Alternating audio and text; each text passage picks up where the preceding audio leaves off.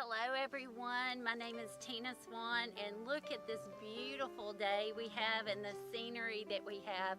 I just want to briefly share with you about my story and when God called, I answered. And let me explain just a little bit about this. When God has called me to His mission, what He wants me to do, I have this butterfly feeling and this butterfly effect, and what happens is I start to feel that it's like a million little butterflies in my stomach, and then it almost, you've heard the phrase, it makes your skin crawl. Well, that's exactly how I feel when He's called me to do something. It's like my skin, just like I'm gonna jump out of my skin if I don't act on it.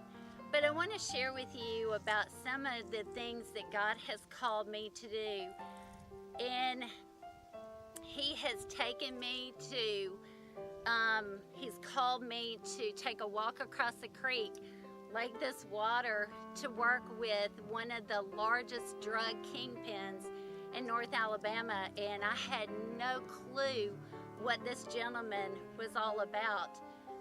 But I want you to know that when He asked me to do that, one, I never had any fear at all to go and do this and to meet this gentleman.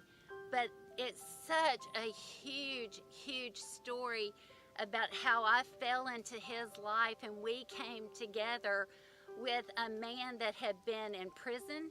He's been stabbed, he's been run over by a car, he's been shot.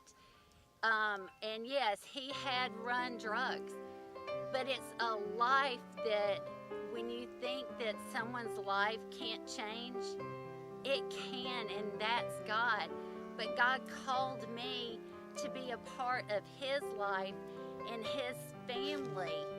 Not only that, I've worked with the homeless, and I've done that off and on for many years.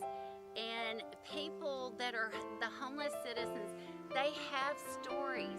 It's not because of just addiction and things like that. They fell on hard times, which have landed them literally in places like this where they've had to live. But when God's called me to do that, no, it hasn't been the best of the situations. Yes, I've had to be out in trench coats and gloves and hats and, waders to, to go through the marsh. But I'll tell you this, I've sat in a hospital with a homeless gentleman so he wouldn't die alone. And the impact that that had on my life and what it did, I'm sure, for him to know that he wasn't going to pass away and there was no one there with him. And that's just some of the things that God has called me to do. One of the other ones that He did is, one time I thought I was getting a passport to go out of the country to model. And so I wasn't going to invest in that. I had no intentions of even, going to model with something like that. But God had other plans.